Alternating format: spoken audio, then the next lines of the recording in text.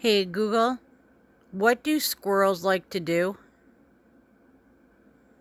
On the website treehugger.com, they say, tree squirrels scamper about the ground looking for nuts, acorns, berries, and flowers, but they also diversify with bark, eggs, or baby birds.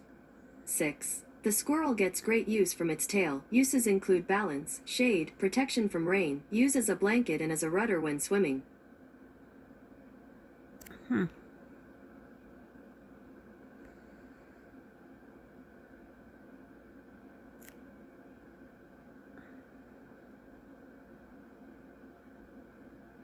Hey Google, do squirrels, a lot of them, have rabies or no?